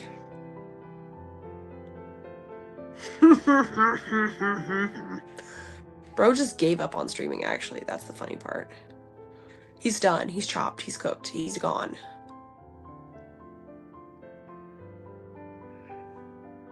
Two hours. It's over. Sucks to suck. You are the worst ever.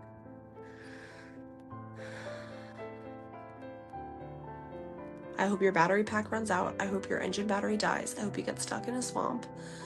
I hope OBC Dawn puts a dead carcass in your trunk, a dead animal carcass in your trunk, and doesn't tell you about it so it stinks. I hope you get 20 viewers or less. I hope you get no donos. I hope you continue skipping so you get even less donos. I hope you have terrible night's sleep. I hope you have paranoia. I hope everything works out in the least beneficial way possible so that you have a mental breakdown, because that's the only interesting thing that could happen to you at this point. So Jeremy isn't invited to the hazed meetup.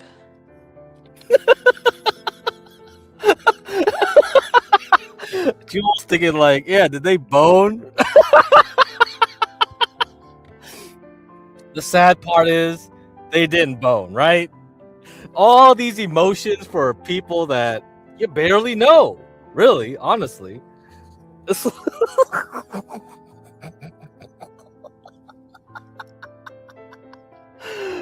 Oh my god. Anyway. Fuck me, man.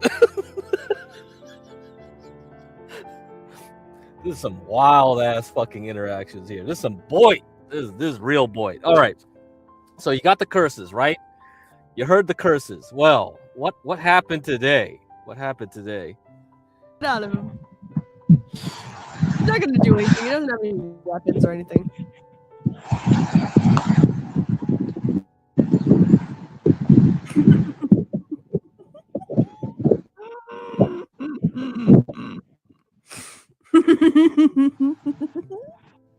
Come on, hide behind the tree and do a wolf howl. Oh! They worried you were dead. Is he gooning? Was Jeremy gooning? He's not dead. Should we let him?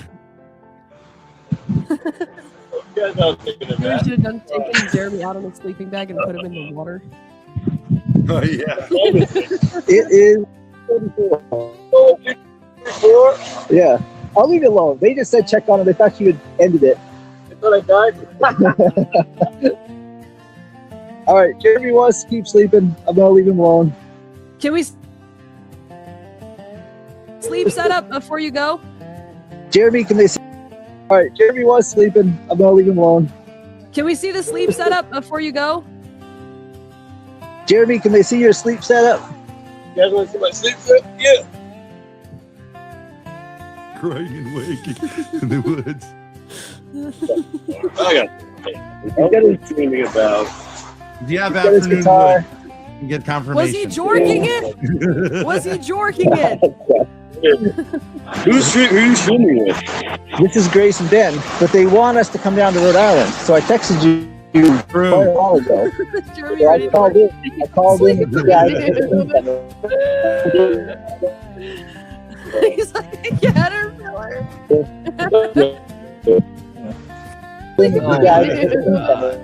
Get Starlink! Holy shit! Get his guitar. You get confirmation. Was he jorking it? Was he jorking it? Who's you filming with? This is Grace and Ben, but they want us to come down to Rhode Island. So I texted you quite a while ago. Jeremy, So I ready called in. I called in. with you guys. He's like a caterpillar.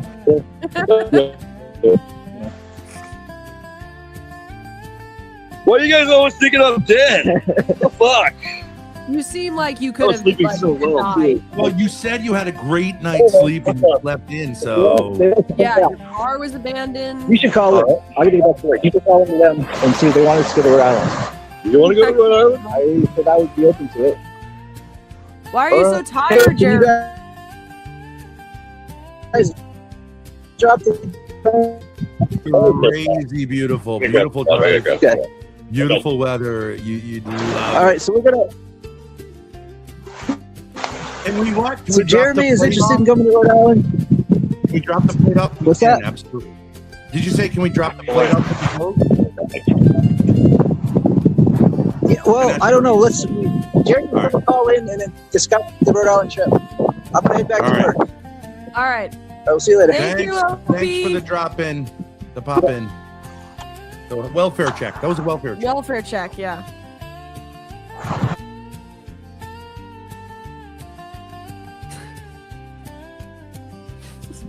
Why does Jeremy sleep more than my... Oh man, I don't know. Bro, when he was with John Gull, he was sleeping all the time too. But then, you know, I thought it was like because he was drinking all the time. Shit. So, fuck. Whatever, guys. Okay, so they're in Maine, right? He's in Maine. They're doing the wilderness stuff. And then an hour later, this happens. So technically ate one. Yeah, he ate one crawfish. And they gave him like those fiddle. What is that stuff? That fiddle, that weed. I mean, that's Cajun food, right? What's that? That fiddle. I never ate that myself. What is that? That fiddle. What the heck is that stuff? It's the stuff that grows out of the ground and stuff.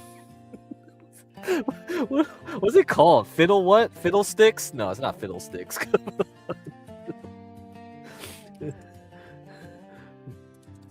Oh man, but yeah, crawfish is definitely something like, yeah, Cambodians and Vietnamese love fucking crawfish, crawdads, fiddleheads. Oh yeah, fiddleheads.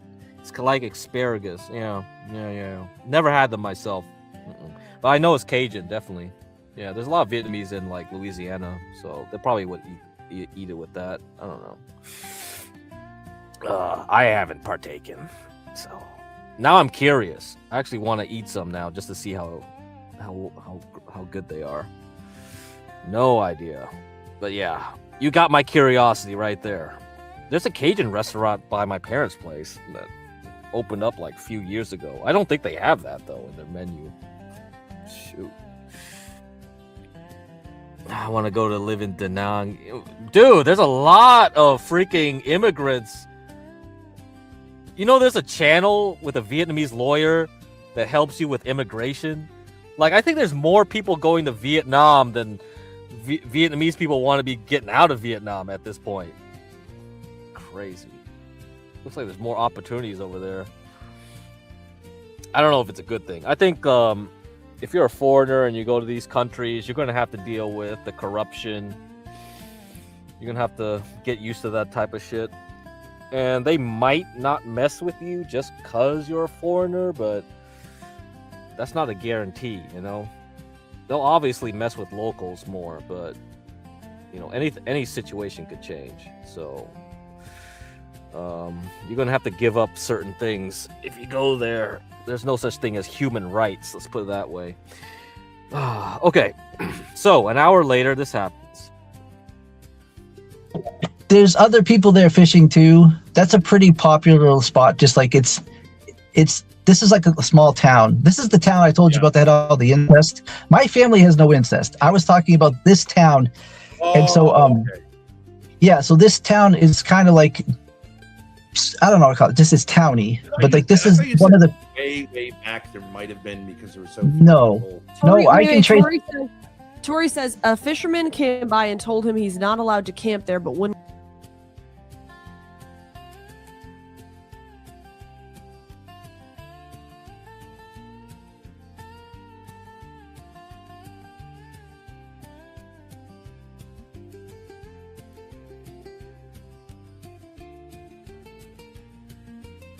Calling on him, just wanted to tell. Tori says a fisherman came by and told him he's not allowed to camp there, but wouldn't call in on him. Just wanted to tell him in case someone did call. Yeah, see, people camp there, but they camp further away from the road. Jeremy's right up where everybody can see him that drives by, and I don't think he realized how many people go up there to walk their dog. So let me rewind this back so you make sure you guys heard that first part, right? Okay, so okay, if you had to move to another country, where it would be, man, I don't know anymore. I mean, each country has their like pros and cons. You know, it's just it's like which con do you want and which pro do you want, right? Bro, yeah, man. Each country has it's not an easy question. You're gonna have to pick. You have to bite the bullet with this one right now. And we're living in a very globalized world. So, what's the benefit to you versus the trouble that you could potentially have, right? I remember CT had like a bunch of like a show where he was just like talking. He just played this video of this girl that got arrested in Japan and stuff. And I don't know what she did, but she was just talking about the treatment she had in Japanese jails. It's like, yeah, like there's no due process. There's no freaking habeas corpus. There's no. You got to know to play the game in these other countries, man. It's like, I don't know what trouble you got into or who you pissed off, but like Colombia is nice for some reason. I've been to Colombia many times, like Colombia. Latin America can have pretty nice places. I haven't been to Argentina. Some people have told me Argentina is very good, but then again, you got the high inflation, the political turmoil that always keeps happening. So that's a problem in those countries.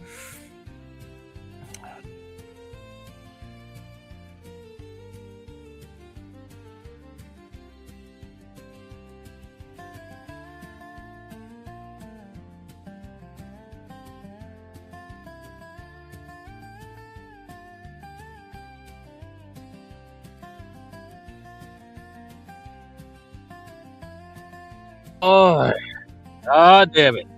Fucking StreamYard. Anyhow.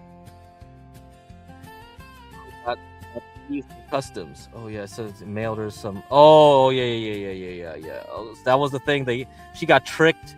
They sent her some drugs. Yeah. Oh, Indonesia I don't know about. I had a friend, like she had a roommate from Indonesia. But I didn't get a good sense of how Indonesia is. I've heard good things about that place in certain cases, but Indonesia is such a big country though, right? It depends on which island you get into. Man. El Salvador is improving. I heard about it. Peru, never been. I had a friend that went there. I don't know. It's kind of, Peru's pretty like mixed bag, you know, right? Near the Amazon, it's nuts.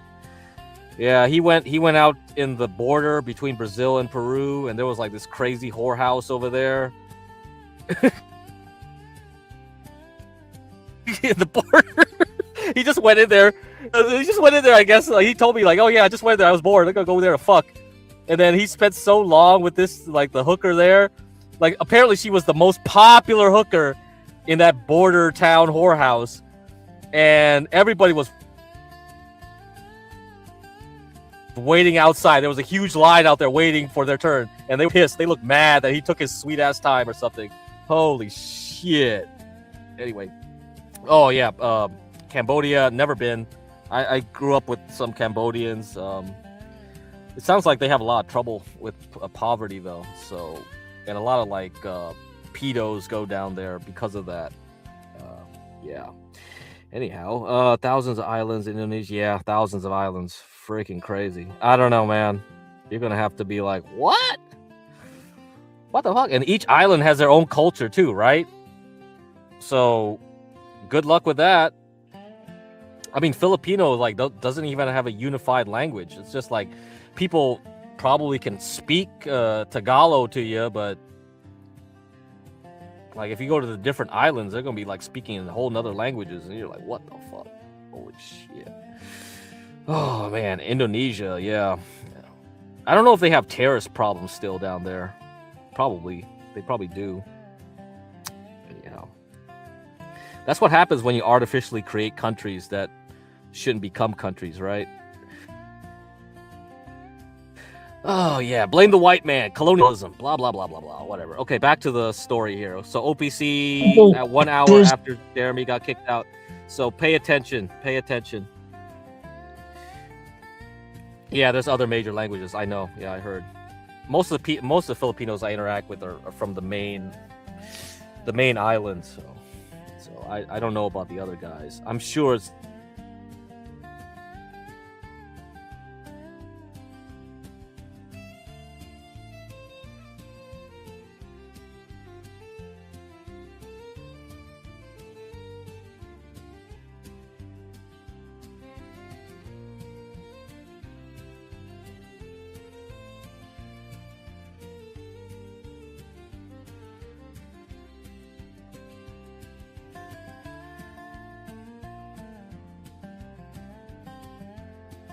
Oh, fuck. All right. So StreamYards is still having problems tonight. I don't know. Is anybody using the StreamYards server? This is really getting annoying. Holy shit. There's other people there fishing too. That's a pretty popular little spot. Just like this is like a small town. This is the town I told you about that all.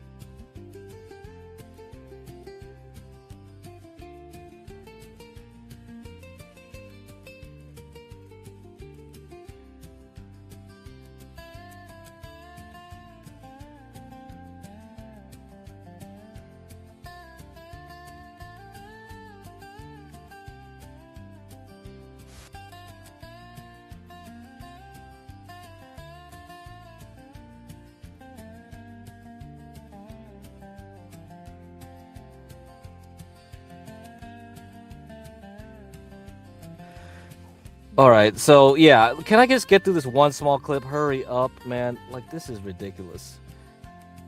So I don't know what's going on with StreamYards today. If the solar flares are... If there's a Carrington event, can you guys tell me? I don't know. What do we have an X1 solar flare coming out of the damn sun right now? It's going to be hitting...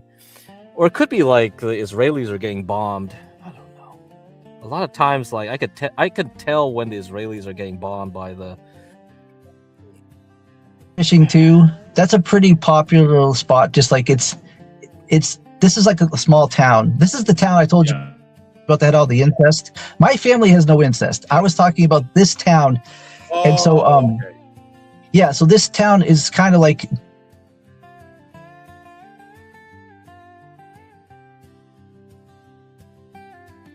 I can trace. Tori says a fisherman came by and told him he's not allowed to camp there, but wouldn't call in on him. Just wanted to tell him in case someone did call. Yeah, see, people camp there, but they camp further away from the road. Jeremy's right up where everybody can see him that drives by, and I don't think he realized how many people go up there to walk their dog. And throw away the key. Okay, all right. So I'll go back, but I just assumed he would get a warning, and maybe told to pick up and move on. And I thought he'd call it. Right now, that's kind of he's probably kind of scared.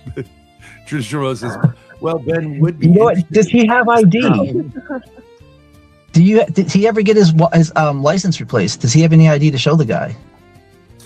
I don't know. He's he not clear said about I don't it. need my wallet because we have it, but he just doesn't seem like the kind of we guy don't have who it. I lost it for sure.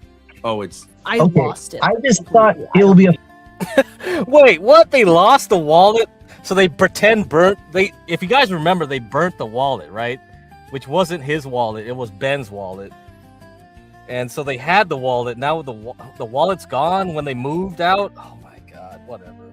Yeah, Jeremy lost the wallet. At least he got the laptop back finally. Holy shit. Funny story for Jeremy to tell, so I was going to let Jeremy tell it, but I've been watching your stream as I drive, and he hasn't called in, so I'm like, maybe he did get in some kind of trouble. I don't know. All But right, then again,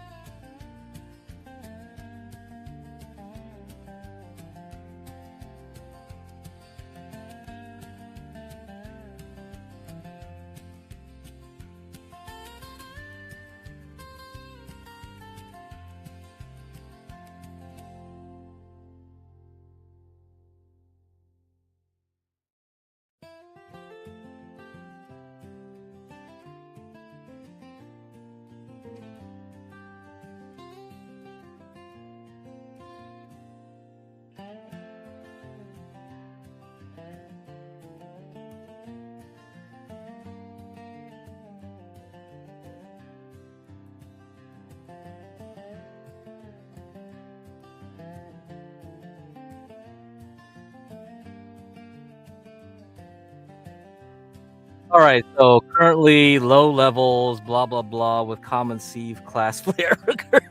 Well, I don't know what it is. So if the Israelis are getting bombed right now, or the UAE or something, and their AWS servers are getting smacked around, I have no clue. But anyway, I don't know. He had to order it from Washington State. I remember that. I don't fucking know. I don't got time for this shit. But every time I play this video, it's gonna keep crapping out, I guess. So, but I think you guys got the idea, right? Like Jeremy got booted out by the game warden.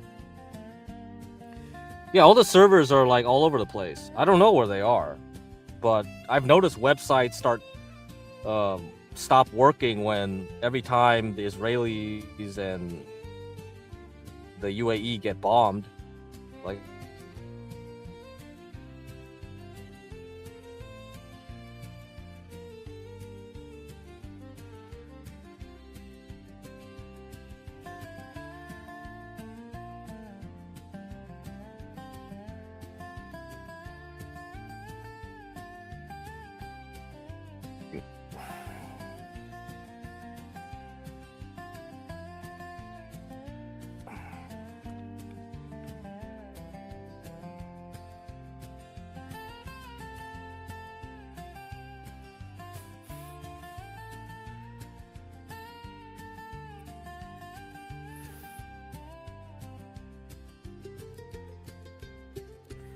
Okay, let's see. Blah blah blah. Let's see.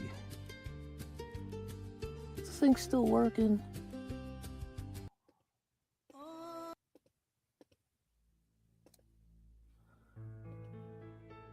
Huh, okay.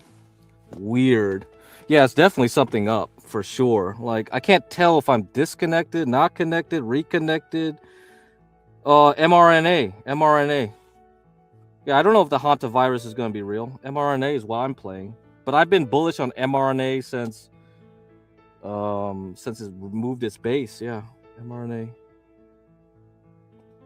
Iran play is, I don't know what the Iran play is, but I was talking about that Axios guy. So yeah, I don't know what's up with that Lalo and all that.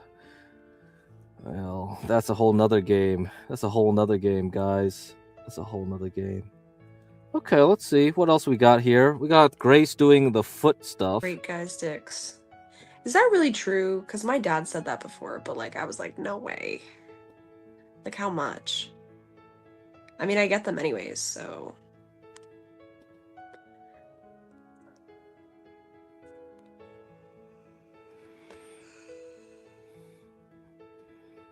She's gonna teach me the tricks of the trade, guys. We're gonna do foot stream.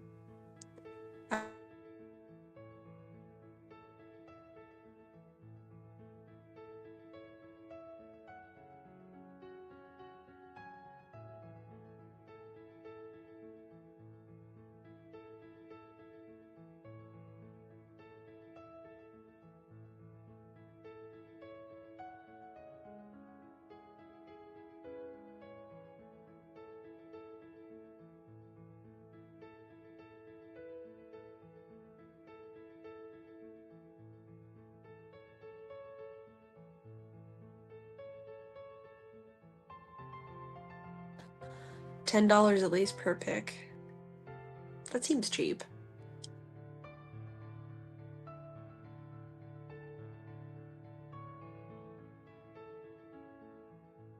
That's funny.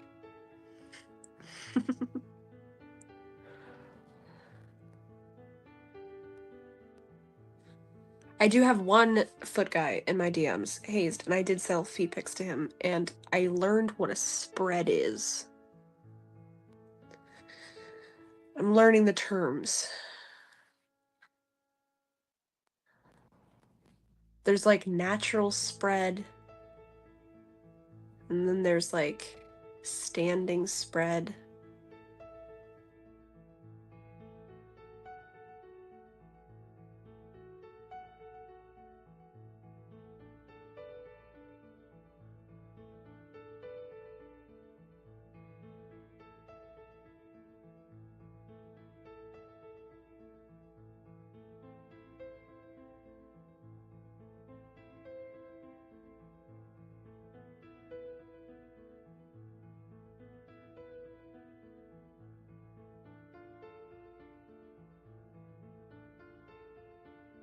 And he said, ooh, that's why it's great. They were getting the pedicures because he said that he would pay more.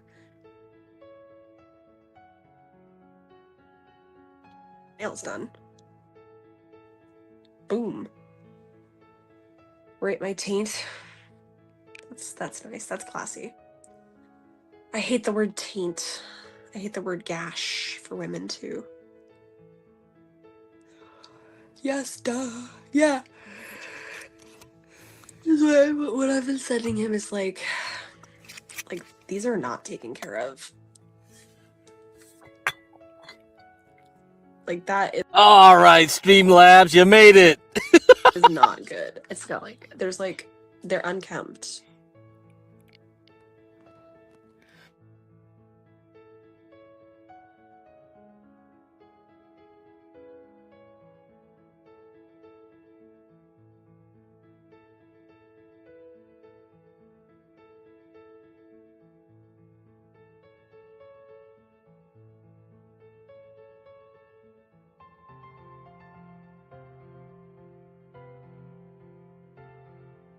Manicure. Oh no, I've got a man.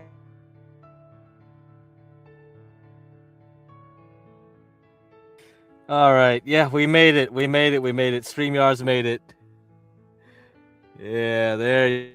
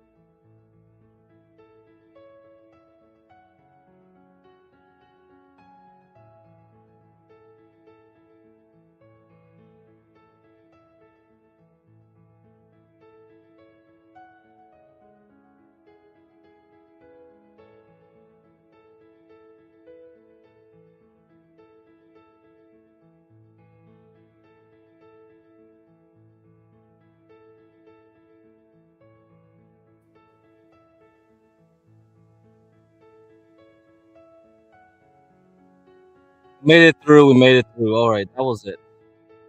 StreamYards got that far. Perfect. That. All right, let me see what else can I play. See what else can I get away with before StreamYards kills me. So, I'll play this other stuff here. Let me go back.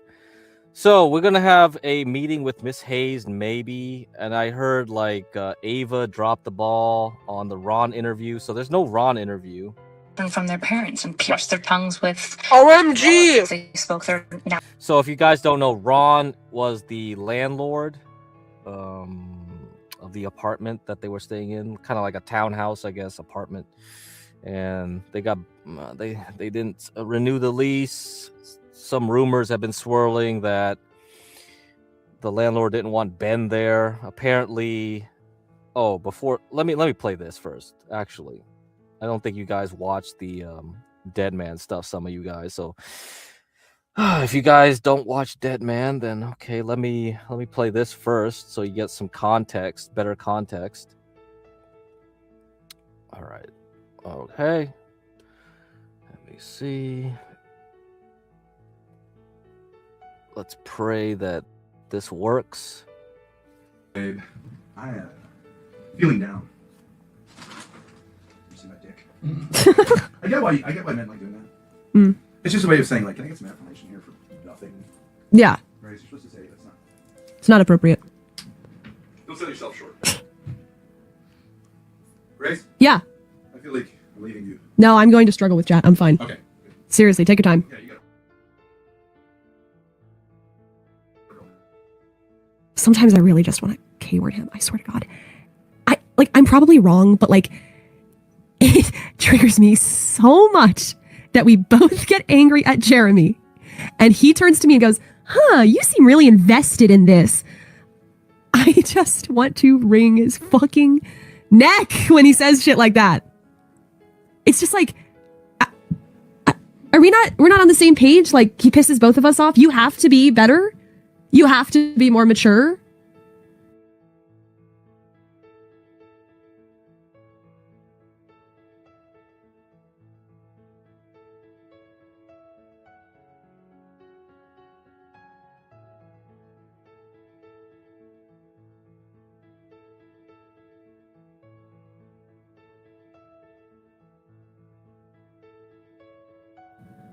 Oh, yes. I never.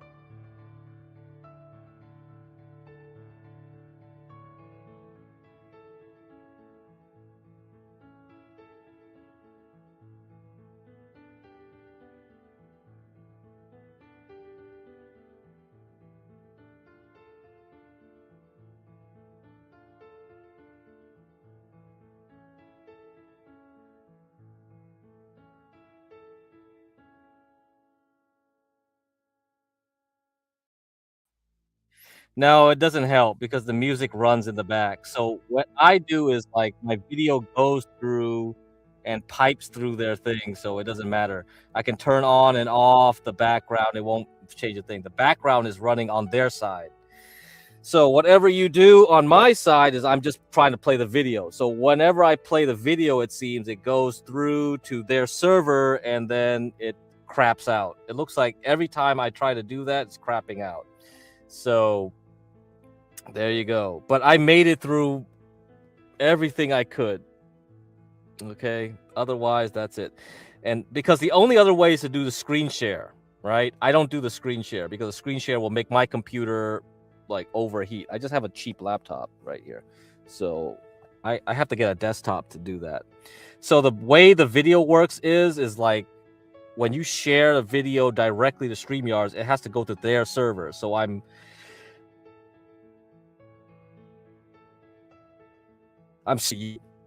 okay, so if I share the screen and play a video, then it takes more resources on my end. I'm using their resources instead of my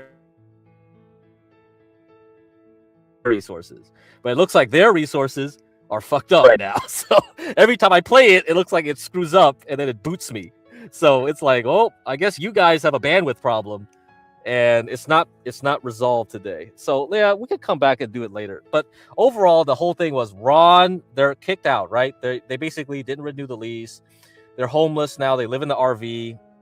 Ava and a lot of people want to interview Ron. Ron got scared. No interview. So we're trying to get an interview with Ron. He's scared. Ron, the landlord, actually streams, but he streams like his own stuff, like not Thorpe related, just racing, kind of like Grid 1 Motorsports. So he's kind of like a Grid 1 Motorsports, actually. He's a boomer Gen X, I guess, maybe. Boomer, kind of Gen X.